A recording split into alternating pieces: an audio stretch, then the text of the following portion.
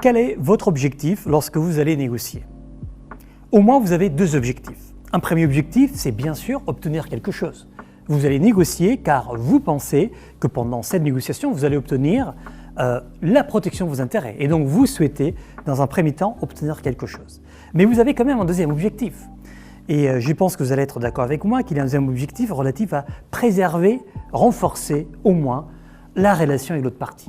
Donc nous prenons conscience que négocier c'est un exercice complexe et difficile car il faut trouver un équilibre entre obtenir ce que je veux et préserver d'une certaine manière, voire renforcer le lien avec l'autre partie. C'est pour cette raison que négocier n'est pas toujours une tâche facile, une tâche évidente. On peut se retrouver facilement dans des contextes où je dois choisir entre obtenir ce que je veux, c'est-à-dire être plus compétitif, plus agressif, plus autoritaire, plus assertif sans doute, ou être un peu plus accommodant par rapport à mes intérêts car je veux préserver un lien avec l'autre partie. Ceci dit, une fois que nous savons quels sont nos objectifs en négociation, préserver mes intérêts et protéger le lien avec l'autre partie, nous pouvons analyser quelles sont les grandes stratégies que nous avons dans le monde de la négociation. De ce point de vue, nous avons 4 stratégies, 4 blocs de stratégies que nous allons présenter tout de suite et nous allons commencer même avec la plus ancienne, la stratégie la plus utilisée depuis très très longtemps de l'histoire de l'humanité qui est le rapport de force. Alors qu'est-ce que c'est le rapport de force? Le rapport de force est une stratégie qui est basée à partir de l'idée que nous avons plus de force que l'autre côté, que la seule manière d'obtenir ce que je veux, c'est d'intimider, voire de menacer l'autre partie pour gagner cette bataille de la négociation. Derrière le rapport de force, il y a une conviction chez le négociateur qu'il y aura un gagnant en perdant et donc tant qu'à faire, il vaut mieux que je sois la partie qui va gagner cette négociation. Jusque-là, tout va bien, sauf qu'il y a un problème. Si nous reprenons la définition initiale par rapport aux objectifs que nous avons en négociation, nous voyons d'une manière extrêmement claire que nous allons protéger peut-être nos intérêts, or nous n'allons pas protéger, nous n'allons pas renforcer, nous n'allons pas investir avec la relation avec l'autre partie. Et cela peut être extrêmement dangereux dans certains contextes. Donc nous ne souhaitons pas appliquer en toutes circonstances ce rapport de force que nous pouvons appeler la stratégie numéro 1 en négociation, donc cet rapport de force basé en l'agressivité, la violence, l'intimidation. Ça peut être utile en certaines circonstances, notamment lorsqu'il n'y a pas de perspective d'avenir, notamment lorsqu'on est dans une situation où on a beaucoup d'alternatives, mais ce n'est pas une stratégie qu'on peut suggérer, qu'on peut proposer à tous les coups en négociation. Deuxième stratégie qu'on peut imaginer, donc la première, rappelez-vous, c'était le rapport de force, la deuxième, c'est la manipulation. Là, c'est une stratégie un peu plus évoluée. Même dans l'histoire de l'humanité, on observe beaucoup de textes très intéressants à partir du 15e, 16e siècle sur le concept de manipulation.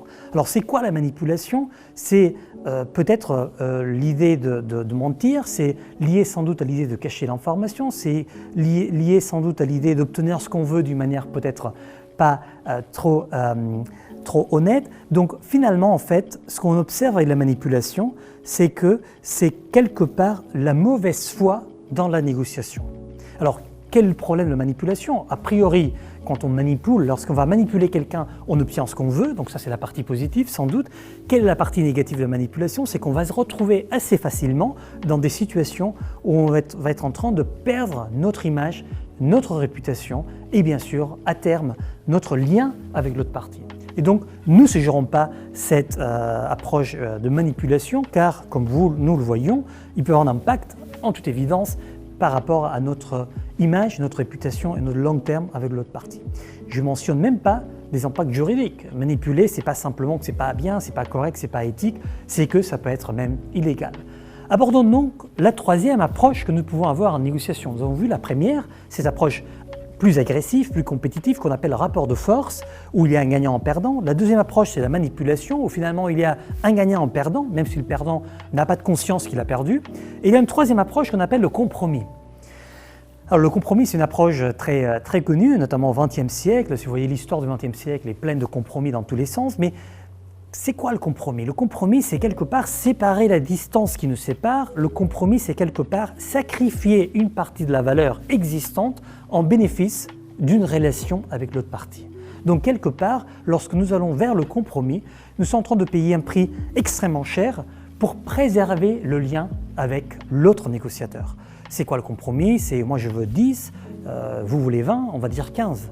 15, c'est un compromis, c'est pas 10, c'est pas 20, c'est entre les deux.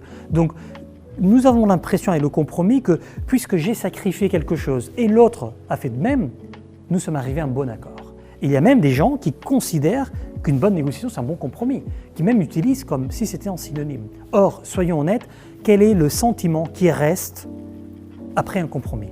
Si vous pensez à votre sentiment intrinsèque et personnel, c'est peut-être un sentiment sans doute de frustration.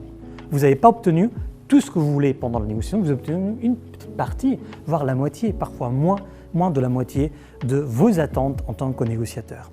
Et c'est là où apparaît une quatrième approche. Donc nous avons, rappelez-vous, on a commencé avec le rapport de force, on a évoqué la manipulation, on a évoqué le compromis, et là on peut évoquer ce qu'on appelle la négociation intégrative, qui est une approche récente, même si ça date des années 80 du dernier siècle, mais ça reste beaucoup plus récente que les approches précédentes que nous venons d'évoquer, où ce que nous allons faire, c'est tout simplement, c'est un détail, mais ça change tout dans l'histoire de la négociation, c'est changer la question de qu'est-ce que vous voulez par rapport à pourquoi est-ce que vous voulez ce que vous voulez. Donc on va arrêter de se focaliser dans ce qu'on appelle la position pour aller chercher les intérêts, pour aller chercher la véritable motivation, peur, les besoins qu'ils peuvent avoir chaque négociateur dans l'exercice de la négociation. D'une certaine manière, c'est comme si la négociation était comme un iceberg, où il y a une partie visible qu'on appelle la position et une partie cachée qu'on appelle les intérêts. Ce qu'on va faire avec cette quatrième approche, c'est analyser en détail ces intérêts, avoir une certaine créativité pour arriver à ce qu'on appelle un accord win-win.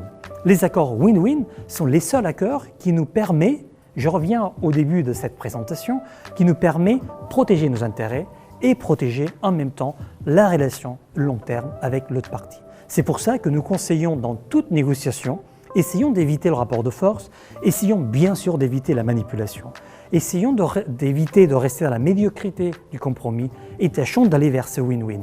Ça prend du temps, ça prend parfois beaucoup d'énergie, ça exige parfois un certain talent, une certaine préparation, mais à la fin, le résultat que vous allez obtenir va être beaucoup plus intéressant et surtout beaucoup plus satisfaisant.